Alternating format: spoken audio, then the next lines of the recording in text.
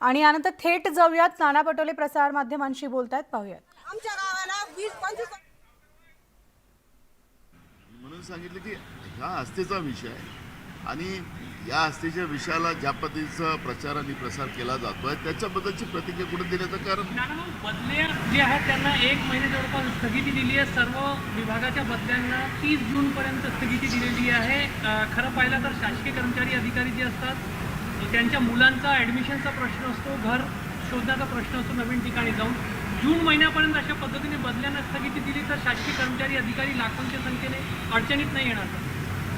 बघा, शासन आणि कर्मचारी संघटना या दोघांमध्येही कुठला तरी निर्णय झालेला आहे आणि म्हणून शासनाने हा घेतलेला निर्णय. प्रियंका गांधींनी उमेदवारी देण्याची चर्चा आहे. प्रियंका गांधी महाराष्ट्रातून आली तर त्याचं सगळे काँग्रेसचे कार्यकर्ते स्वागत करतील. आता हायकमांड काय डिसिजन घेतं त्याच्यावर आमचं लक्ष लागेल.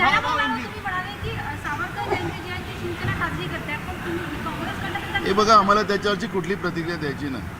आज सोशल मीडियाचं शिबिर सुरू होत आहे तुमचं, काय सांगणार, कसं नियोजन आहे? भाजप सोशल मीडियात खूप ॲक्टिव्ह असते, आता काँग्रेस पण त्या दिशेनं चाललेली आहे, काय कसं नियोजन? भाजपला उत्तर देण्यासाठी काँग्रेस आपली सोशल मीडिया स्ट्रॉंग करत आहे. एक वेळा भाजप आता रोज 40 कोटी रुपये पूर्ण देशामध्ये भाडोत्री सोशल मीडियाचे लोक वापरून चव्हाणी छाप 4 मिळतं एका टोलला, ते जे करतायत ते काम काँग्रेस करणार नाही. आम्ही त्यांना उत्तर द्यायला आमचं नाही.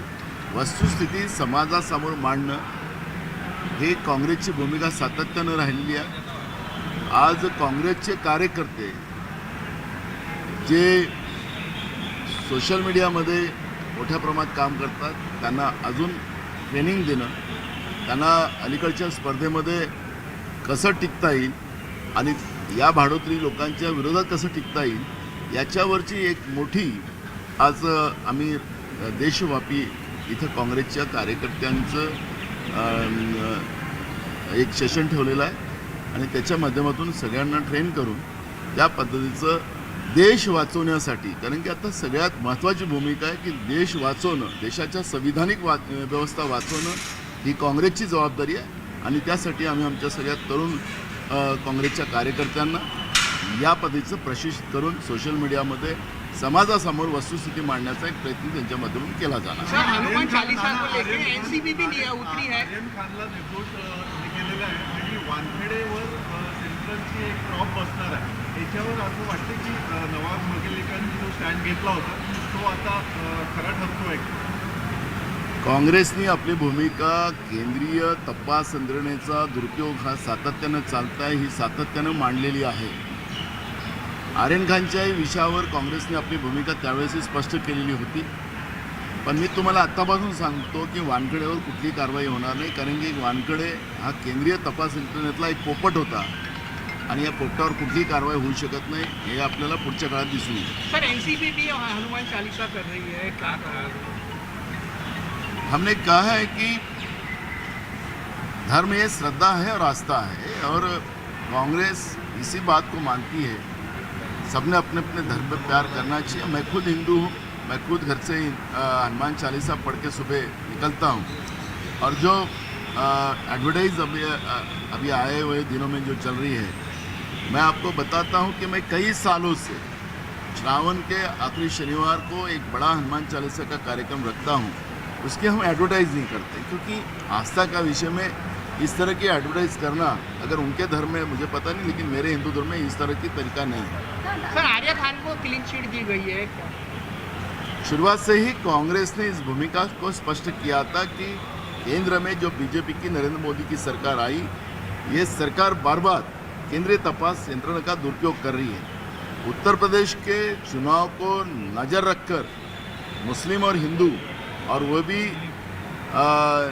आर्यन खान ये शाहरुख खान का लड़का है, मुस्लिम का एक बड़ा मैसेज उस माध्यम से जाएगा कि मुस्लिम ये ड्रग के इसमें इन्वॉल्व है. और इस तरह का एक माहौल उत्तर प्रदेश के चुनाव को सामने रखकर किया गया था. उसी समय में कांग्रेस ने भी अपनी भूमिका स्पष्ट की थी कि ये उत्तर प्रदेश के चुनाव को नज़र कर इस तरह का ये प्रक्रिया की गई थी. आर्यन खान इस भटक के इस चुपतल में नहीं है, लेकिन जिस तरह से माहौल बनाया गया, उत्तर प्रदेश का तो चुनाव जीत लिए और आखिरी आर्यन खान निर्दोष हुआ है।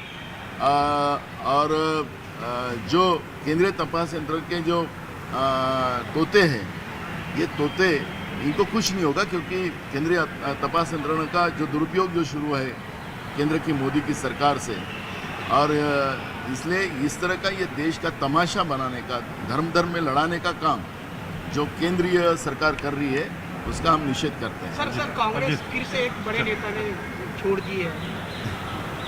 देखो, हमारे इसमें रोज बीजेपी के भी लोग आते हैं, एनसीपी के भी लोग आते हैं, शिवसेना के भी लोग आते हैं। अब उनके लोग आते तो उसका कभी प्रचार नहीं किया जाता। हमारा एक आध गया कि उसका बड़ा प्रचार होता है।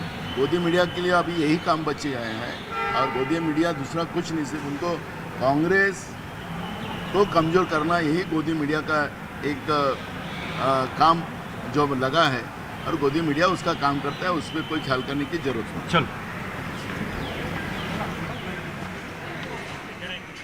तर काँग्रेस प्रदेशाध्यक्ष नाना पटोले यांनी नुकतंच प्रसारमाध्यमांशी संवाद साधलेला आहे। नाना पटोले यांनी वक्तव्य केलेलं आहे, राष्ट्रवादीकडूनही हनुमान चालीसा पठण होत आहे आणि वातावरण तापण्याची शक्यता असल्याचं नाना पटोले यांनी म्हटलेलं आहे। तर धर्म हा एक आस्थेचा विषय आहे। नाना पटोले यांनी राणा दाम्पत्याला यावरून टोला लगावलेला आहे, त्यामुळे हनुमान चालीसासारख्या विषयात मला रस नसल्याचं काँग्रेस प्रदेशाध्यक्ष नाना पटोले म्हणाले।